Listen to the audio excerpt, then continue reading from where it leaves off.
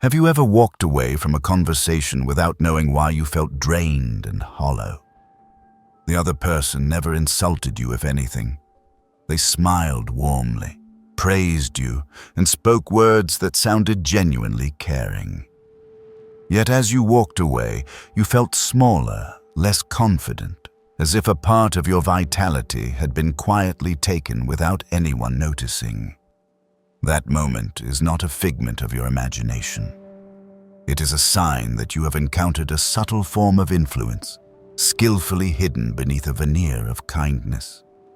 Stoicism teaches that while we cannot control how others behave, we can always choose how we receive and respond. When you truly understand your own worth, you are no longer pulled into the emotional undertow of others. This is not about cutting everyone off, it is about learning to stand firm, keep your mind clear, and never lose yourself. And that is what we will explore next.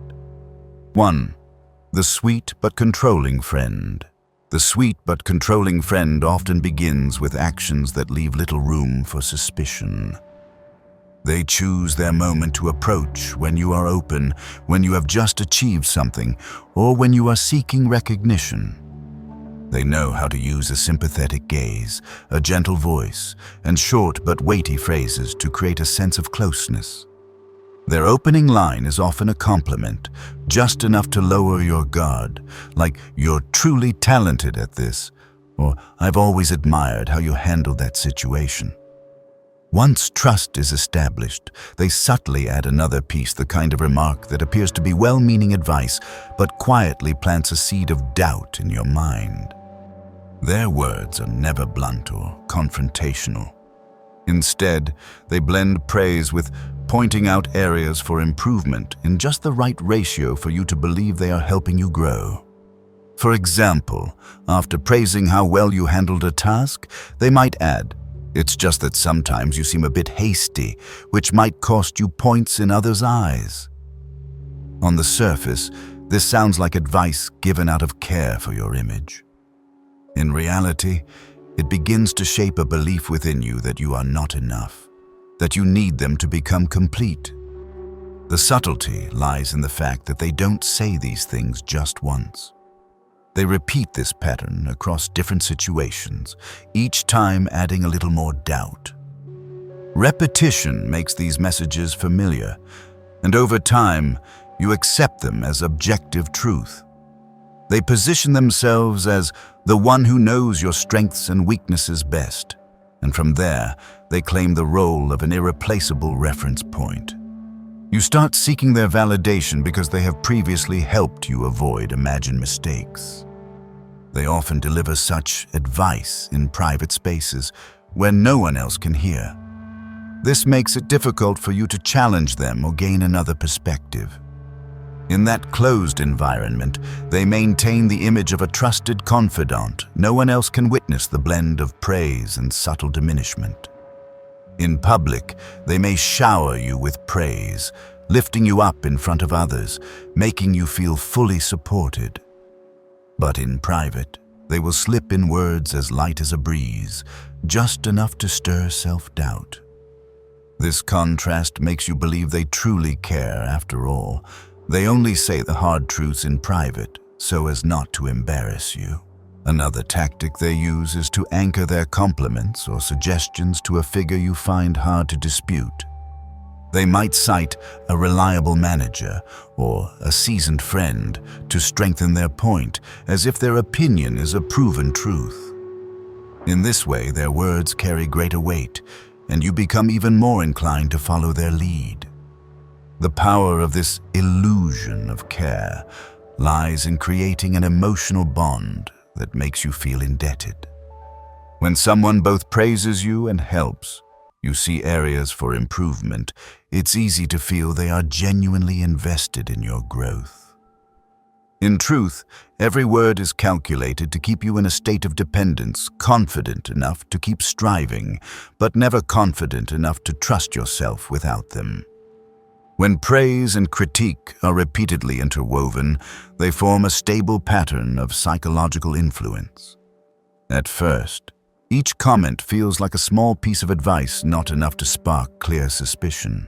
But over time, the intentional repetition causes your mind to register them as part of reality. The listener gradually comes to believe that these shortcomings are fixed flaws and that they need the other person's guidance to avoid mistakes. The initial trust, built on feeling cared for, transforms into dependence on external approval and judgment. The most dangerous effect of this influence is that it does not arrive like a sudden blow. It seeps into the smallest daily decisions. When faced with a new opportunity or challenge, the affected person will often recall the advice they once received, then unconsciously weigh whether their actions align with the other person's standards. This habit slowly erodes self-assessment and confidence in making decisions. Instead of asking, "What do I think?" they begin to ask, "What would they think?" Over time, self-confidence, once rooted in personal experience, is replaced with a kind of psychological permission from the other person. The listener feels they must receive agreement before taking a step forward. Even when their capability is evident, they hesitate, fearing negative evaluation or believing they are not ready according to the standard that has been subtly implanted. The loss of autonomy affects not only major decisions, but also smaller moments, such as expressing an opinion in a meeting or trying a new method at work. This dependency creates a loop that is hard to break. Each time they doubt themselves, the listener turns to that friend for reassurance or direction. This reinforces the other person's position as an emotional authority and strengthens the image that they know what's best for you. As a result, genuine confidence is no longer grounded in one's own ability, but tethered to external approval. In this context, even the slightest negative remark from them carries disproportionate weight. A seemingly harmless comment can cause the listener to delay, give up, or alter themselves to avoid conflict.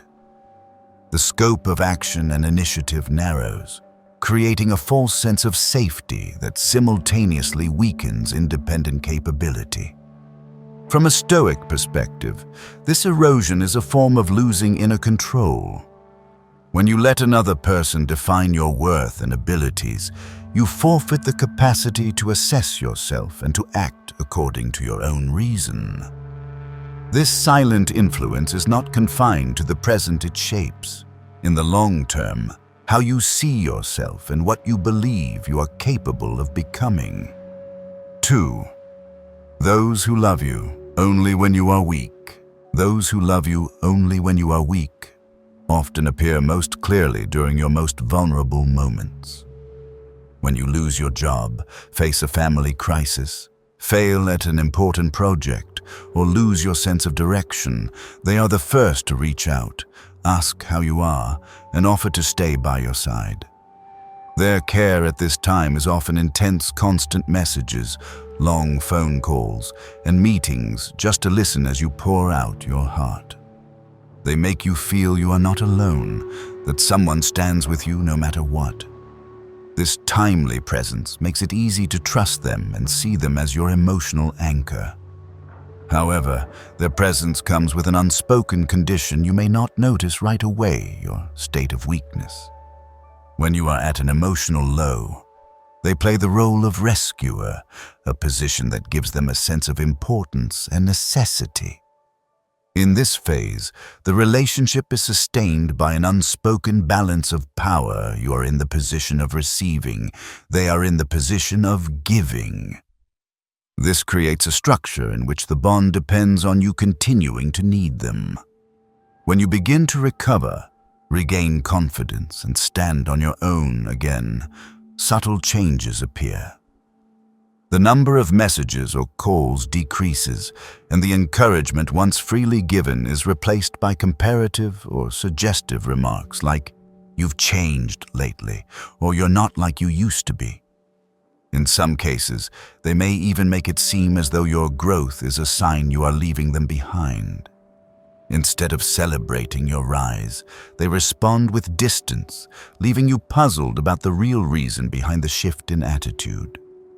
This becomes even clearer when you start investing time in new activities, relationships, or personal goals you had never pursued before. They may use lightly sarcastic jokes or recall moments from when you were struggling as a way of hinting that this version of you is not the one they prefer. This suggests that their initial concern was not rooted in a desire for you to become stronger, but in maintaining a role where they were central. This conditional presence is not easy to recognize immediately, because it is not expressed through outright rejection or open negativity. Instead, it reveals itself in how they adjust their level of care based on your emotional state. When you are weak, their attention peaks. When you grow stronger, it sharply declines. This is a sign that the relationship operates on conditions rather than unconditional support. Recognizing this mechanism is the first step to protecting your emotional balance and avoiding a cycle of unhealthy dependence. The essence of those who love you only when you are weak lies in their need to preserve a dynamic where they remain your primary source of comfort and support. This stems from a psychological drive to feel necessary and important. When you are struggling, they can step into the role of rescuer, and that role becomes part of how they define their own worth. Your emotional dependence provides them with a subtle form of power and unspoken authority present in every interaction. When you begin to recover, gaining confidence and independence, it means they are gradually losing that special role. Instead of accepting and supporting your growth, they may try to recreate circumstances where you need them again. A common method is to bring up memories tied to your weakest moments. They might recall difficult chapters of your life, saying things like, "Remember back then," or "You weren't like this before," evoking both nostalgia and the old dependent state. Another way they maintain dependence is by planting doubt in your ability to be self-reliant. When you share new plans or achievements, they may respond with short remarks that carry hidden messages, such as, "Sounds great, but are you sure you can handle it?" Or, "I just worry you might run into trouble." Though framed as concern, these comments reinforce the idea that you still need their guidance and protection. They may also as emotional responses as a tool of restraint.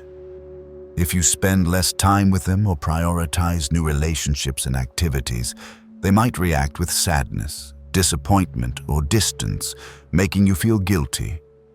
This guilt can draw you back to giving them more of your time, restoring the old dependent dynamic. It creates a loop. Every time you move toward personal freedom, their emotional reaction pulls you back to where you were. The psychology of maintaining emotional dependence often works quietly and is not immediately obvious because it does not show itself through clear acts like forbidding or publicly criticizing. Instead, it relies on subtle cues, shifts in communication, and deliberate emotional reactions. Even if they are not fully aware of their own motives, the end result is an environment where your growth is limited to preserve their sense of security. From a Stoic perspective, this condition creates an obstacle to inner freedom because it places your worth and happiness in the hands of something external. In this case, the approval and recognition of another. Seeing this clearly allows you to understand that genuine love must be joined with support for mutual growth, not built on keeping someone fixed in their weakest form. 3. The one who controls through worry. Those who control through worry rarely use direct commands or open prohibitions. They seldom say, "You must not do that," or "I forbid you." Instead, they choose softer, gentler expressions, wrapped in words of concern and protection. Phrases like, "I just worry you'll get tired," "Are you sure it's safe to travel that far?" or "If you do this, "I'm afraid others might take advantage of you," often surface in conversation. Heard once or twice, such words may not feel binding, but repeated over and over, they begin to shape a psychological effect. You start evaluating personal decisions not by whether they are right or fitting, but by whether they will cause this person to worry. The subtlety lies in the fact that these statements cannot be classified as outright bans because they come cloaked in goodwill. When someone shows concern for you, the natural response is to feel loved and grateful. This makes it easy to absorb the message without noticing the gradual shift in your decision-making. Over time, that care becomes an unspoken standard for your behavior. You no longer need anyone to give orders. You've already adjusted yourself to fit the safe boundaries they have set. Those who control through worry tend to time their advice strategically. They appear just as you are about to make a major decision, changing jobs, starting a new project, traveling alone, or expanding your social circle. They raise a list of potential risks or worst-case scenarios, even if the likelihood is low. The goal is not to offer balanced information, but to stir unease, making you think it's better to stay within the familiar. Beyond words, they reinforce their influence with attitudes and emotional reactions. A sigh, a worried glance, or a subtle shake of the head can signal disapproval. These nonverbal cues are difficult to challenge because they are not direct arguments. Yet combined with emotionally charged advice, they form a layered influence, one that makes you not only reconsider your decisions, but also doubt your ability to protect and manage yourself. Over time, the repetition of warnings and worried reactions creates a habit of self-censorship. Before you share an idea or plan, you already imagine how they will respond. This quietly limits your range of action, making their worry an unspoken factor in every decision. Such control is hard to spot because it has no explicit force, yet its reach is deep. You no longer act purely from a desire to grow or challenge yourself, but within the confines of what they deem safe. This is the essence of control disguised as care, a subtle but powerful influence that shapes your habits and boundaries over time. Those who control through worry often employ another powerful tool: guilt. This mechanism causes the affected person to limit themselves not out of fear of objective consequences, but from fear of hurting or disappointing the other. Guilt is often stirred indirectly, not through demands or explicit requests, but through emotional reactions designed to make you feel responsible for their state of mind.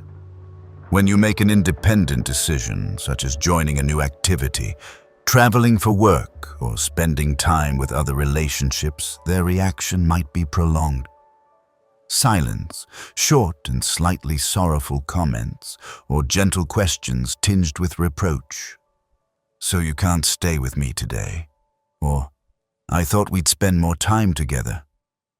These statements do not directly ask you to change your plans, but they leave a mental pressure that makes you reconsider your choices. The subtlety of this method is that it makes you feel like you are the cause of their sadness or unease. In close relationships, no one wants to see someone they care about feel abandoned or unimportant. Repeated enough, these situations lead you to anticipate their reactions and adjust your behavior to avoid guilt even before any objection is voiced. This is how invisible boundaries are formed. Not on paper or in direct words, but in the mind of the one being influenced. Over time, these boundaries become so fixed that you stop attempting the new or different things you desire, assuming they will make them sad or cause tension. You remain in a safe zone, never stepping beyond what you believe they will accept. Though no rule is written and no ban is spoken, you act as if such limits were real. This guilt mechanism is especially hard to recognize because it is easily mistaken for deep care and affection. In truth, Healthy concern does not require one party to constantly sacrifice their freedom and personal desires just to preserve the other's emotional comfort. But when guilt is repeatedly used as a tool, it gradually weakens independent decision-making, leading the affected person to see prioritizing the other's emotions as a binding duty, regardless of their own needs or goals. From a Stoic perspective, this is a clear sign that inner freedom is being eroded. When a person's actions are no longer rooted in their own reason and values, but in the desire to avoid disappointing someone else, they have handed over control to something external. Recognizing and defining this invisible boundary is essential to reclaiming self-governance, for only by understanding its mechanics can one learn to separate another's emotions from the responsibility for one's own actions. 4. The gentle breaker of trust. The gentle breaker of trust rarely uses blunt refusals or public opposition. Instead, they voice their perspective in a calm, measured tone, wrapped in the appearance of care and realism.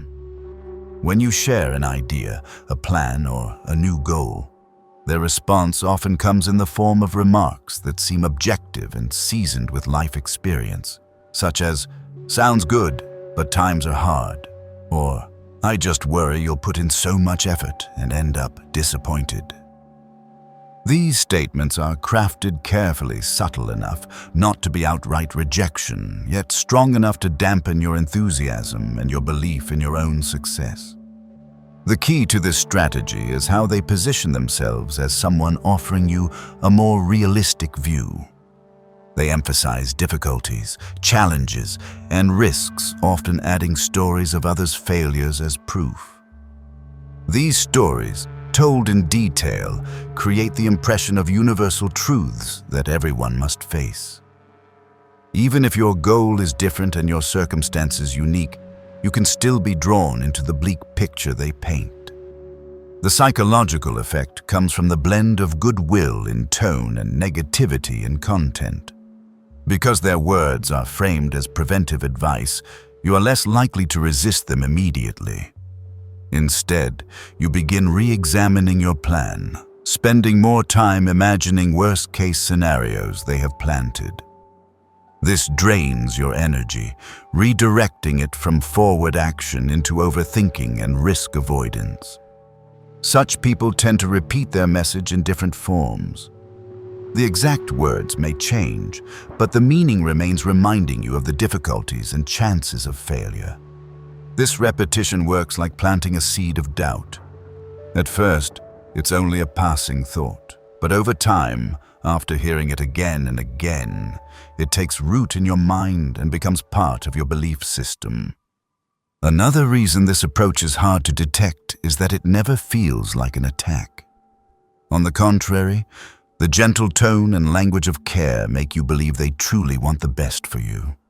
Yet the long-term impact is deep. It erodes your trust in your own ability, leading you to self-limit in order to avoid the negative scenarios they have described. Planting seeds of doubt under the banner of being realistic doesn't always make you abandon your goal immediately, but it slows your pace and gradually wears down your enthusiasm. As your energy and resolve fade, so does your capacity to persist.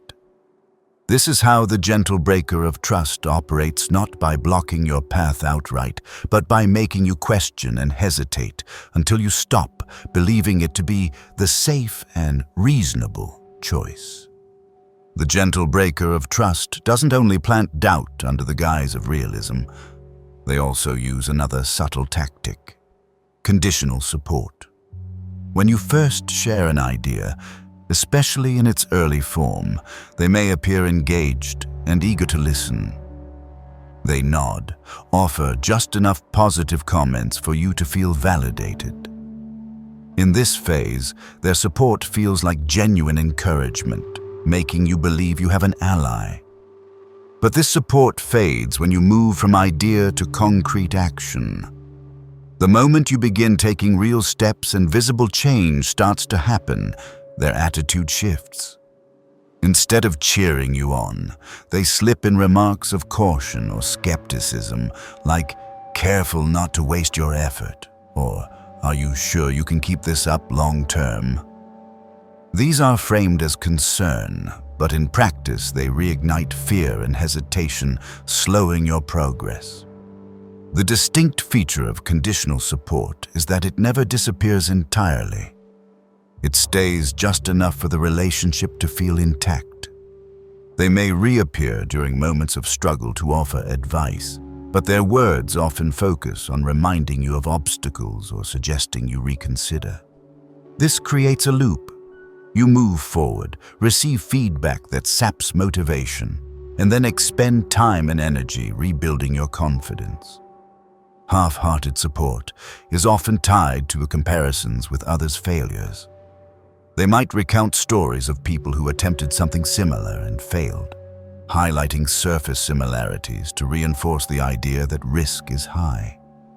Even without saying you will fail, such stories revive caution and limit your willingness to commit fully.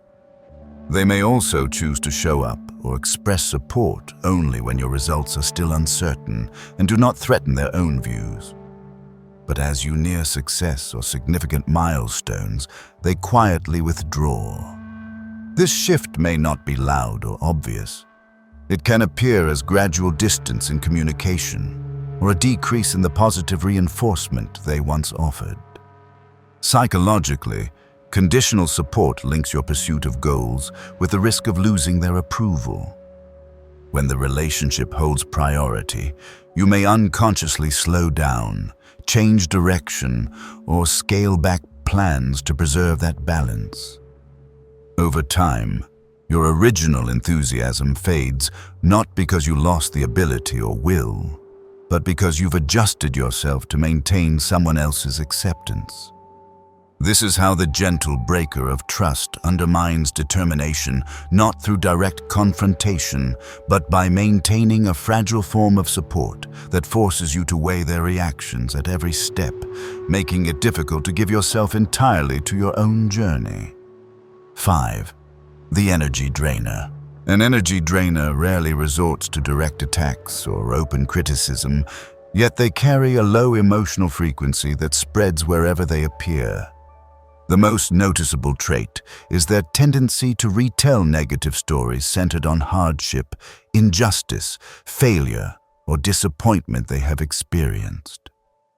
These stories are not confined to moments of real difficulty. They become a default theme in daily conversation. Over time, this repetition forms a pattern in which they define themselves through the role of the victim, or the one who must endure. This negative state is sustained as part of their identity, independent of current circumstances. Even when nothing significant is happening, they find something to complain about or express dissatisfaction with. This creates a heavy emotional field, capable of influencing the moods of those around them, quickly darkening the atmosphere of any interaction. They often use sweeping generalizations such as, "No one really cares about me," or "Everything is always against me," to reinforce a negative view of the world and their place in it. This is a form of repeated affirmation, helping them maintain the emotional state they have grown accustomed to. Over time, these statements become part of the personal narrative they tell about themselves, and every new experience is interpreted to fit that story. When negativity becomes embedded in their identity, it not only shapes how they communicate, but also how they respond to positive developments. Rather than embracing opportunities or signs of progress, they instinctively look for disadvantages or reasons to doubt. This creates a closed loop in which any situation can be reframed to strengthen their suffering persona. The continuous presence of this negativity means that every conversation with them carries the risk of draining the other person's mental energy. Even if the listener does not share their outlook, prolonged exposure to this low energy often leads to heaviness, fatigue, and loss of motivation. This is why energy drainers, despite never launching direct attacks, can still significantly disrupt another's emotional balance. Energy drainers tend to form relationships built on one-way emotional dependence, seeing others as their sole outlet for venting, seeking comfort, or validating their feelings. They repeatedly turn to the same person to share problems, complain, or revisit negative experiences, yet they have no intention of taking steps to address the root causes. Each interaction revolves around familiar difficulties or recurring disappointments, and even when the listener offers advice or solutions, these are usually dismissed or ignored. Over time, the relationship falls into a familiar loop. The energy drainer comes to unload emotions, the listener receives them and tries to help, but sees no progress. As the same issues repeat without change, the listener begins to feel drained mentally and emotionally.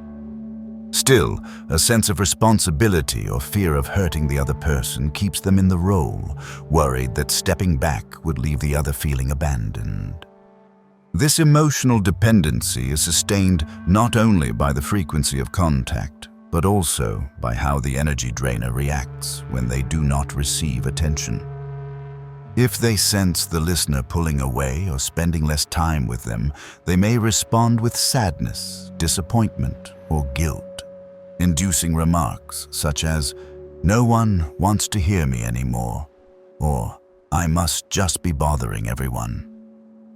These responses keep the listener bound to the cycle, returning to the role of support. In the long run, this cycle erodes the listener's ability to maintain positive energy. Time and mental space devoted to supporting the energy drainer are taken away from self-care or nurturing healthy relationships.